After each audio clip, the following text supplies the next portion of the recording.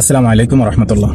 আশা করি সবাই ভালো আছেন এবং আমি ধন্যবাদ জানাই যারা আমার ফেসবুকের প্রত্যেকটি ভিডিও দেখেন এবং শেয়ার করেন। আমি অসংখ্য ধন্যবাদ জানাই তাদেরকে। আজকে আমি যে টপিকটা নিয়ে কথা বলবো, দুটি টপিক। একটা হচ্ছে বাংলাদেশে কিছু দলের নেতাকর্মীরা বাংলাদেশ জামাত ইসলামকে অধিকাংশ মিথ্যা কথা বলে, খালি কোরআনের দোহাই দিবে।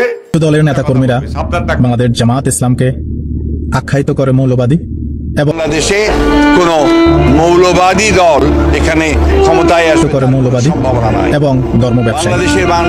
তো এই দুটি বিষয় নিয়ে আমি অল্প কিছু সময়ের মধ্যে আলোচনা করতে চেষ্টা করব। আশা করি সবাই পাশে থাকবেন এবং পুরো ভিডিওটা দেখবেন এবং বেশি বেশি শেয়ার করে দেবেন। সর্বপ্রথম যারা মৌলবাদী শব্দটা ব্যবহার করে জামাত ইসলাম বা বাংলাদেশি ধর্মপান মুসলমান যারা ইসলামকে ভালোবাসে, ইসলাম নিয়ে কাজ করে, তাদেরকে মৌলবাদী আখ্যায়িত দেয়। তা আমি মনে করি মৌলবাদ শব্দের যে ব্যাখ্যা, সেই বিষয়টা হয়তো যারা বলে তারা জানে না। মৌলবাদ শব্দের অর্থটা যে জায়গা থেকে আসে, আপনি যদি সৌদি আরবের ভাষায় যদি আমি বলতে চাই, মুল্ক শব্দের অর্থ নিজের। যেমন এই বাড়িটা কার, আপনি বলবেন আমার। এই আমার শব্দটা আরবিতে মুল্ক। তো মৌলবাদ মুল্ক থেকে আসা, যেটা যারা ইসলামের আল্লাহর দাসত্ব, রাসূলের আনুগত্য এক নিষ্ঠাভাবে নিজের হৃদয়ে স্থাপন করে এবং সেই রেসালাত জনগণের মাঝে ছড়িয়ে দেয়, সেটাকে মূল নীতি বলা হয়, ইসলামের মূল নীতি।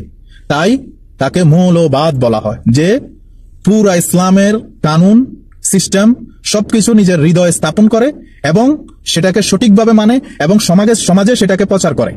তাই সে মৌলবাদী। হয়তো যে ব্যক্তিটা মৌলবাদ শব্দটাকে বলতে সে আনন্দ বোধ করে, হয়তো একটু বিকৃতি করে বলে, কিন্তু আমার ধারণা সে ভালোভাবে এই মৌলবাদ অর্থটা সে জানা ছিল না। তা আমার অনুরোধ থাকবে আপনি ভালোভাবে মৌলবাদ ব্যাখ্যাটা পড়ে নেবেন, যারা ইসলামকে বিকৃতি করে মৌলবাদ বলার চেষ্টা করেন। সেকেন্ড থিংস, যেটাকে ধর্ম ব্যবসায়ী বলা হয়। দেখেন, ইসলাম এমন একটি ধর্ম, প্রত্যেকটা মুসলমান আল্লাহকে বিশ্বাস করে এবং আল্লাহর দেওয়া আইন রাসূলের মাধ্যমে উম্মতের কাছে পৌঁছে দিয়েছেন আল্লাহর রাসূল সাল্লাল্লাহু আলাইহি সাল্লাম। তাহলে আমরা প্রত্যেকটা মুসলমান, আমরা তো পারি না আমাদের ইসলাম ধর্মকে এভাবে বিতর্কিত করতে। এটা তো একজন মুসলমান হিসাবে গ্রহণযোগ্যতা নয়। কিভাবে আমরা ধর্ম ব্যবসায়ী? তাহলে আমার একটা প্রশ্ন, ঠিক আছে, যারা ধর্ম ব্যবসায়ী, তো এই ধরনের ধর্ম ব্যবসায়ীদের তো কোনো ব্যাড রেকর্ড তো আমি এখন পর্যন্ত পাই নাই। কোনো পত্রিকা, কোনো টিভি চ্যানেল, কোন সোশ্যাল মিডিয়া তারা ধর্ম ব্যবসা করে অমুকের জায়গা দখল করেছে, ওখানে চাঁদাবাজি করেছে, ওখানে লুটতরাজ করেছে, ওখানে হাইজ্যাক করেছে, দুর্নীতিতে সম্পৃক্ত ছিল, আমি তো সেটা পাই নাই। তাহলে কিভাবে তারা ধর্ম ব্যবসায়ী হলো? আর যারা রাজনৈতিক ব্যবসায়ী, রাজনৈতিক কোষাগারে সবসময় যারা নিজেকে এস্টাবলিশ করতে চান, তাদের ব্যাপারে তো বিভিন্ন পত্র পত্রিকায়, সোশ্যাল মিডিয়ায় বিভিন্ন ধরনের ক্লেম, দুর্নীতি, চাঁদাবাজ, লুটতরাজ এবং অনেক প্রপার্টির মালিক, সেটা তো অনেক পত্রিকা, সোশ্যাল মিডিয়ায় তাদের ব্যাপারে সেটা আলোচনা সমালোচনার ঝড় তুলেছে। তাহলে কারা? তাহলে একজন মুসলমান হিসেবে কিভাবে আপনি ইসলামকে বিতর্ক করেন, যেটা যুগে যুগে ইহুদি নাসারারা ইসলামের বিরোধিতা করেছিল? তাহলে আল্লাহ রাব্বুল আলামিন কোরআনের আয়াতে বলেন, ওয়াতাসিমু বিহাবলিল্লাহি জামিআন ওয়া লা তাফাররাকু। আল্লাহ বলেন, হে মুমিনেরা, তোমরা আল্লাহর রজ্জুকে শক্ত করে আঁকড়ে ধরো, পরস্পর বিচ্ছিন্ন হইও না।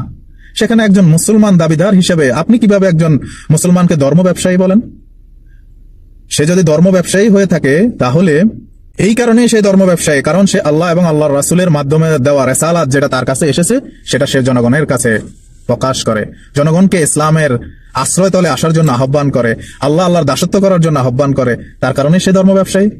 আমি মনে করি একজন মুসলমান হিসেবে যদি কোনো ইসলামকে নিয়ে বিতর্ক করেন এবং ইসলামকে হেয় পরিপূর্ণতা মনে করে অপমানজনক কথা বলেন, তাহলে ইসলামের মুসলমানের যে খাতা আছে না, ও খাতা থেকে তার নামটা খারিজ হয়ে যায়। আমি মনে করি, আশা করি আপনারা ভালোভাবে এই বিষয়টা নিয়ে গবেষণা করবেন, দেখবেন এবং অতীতে যা বলে এসেছেন, সামনে যে দিনগুলো আসবে, অনেক চিন্তা সোচ হিসাব করে ইসলামের বিষয়ে কথা বলবেন। আশা করি আমার কথাটা সবাই বুঝতে পেরেছেন।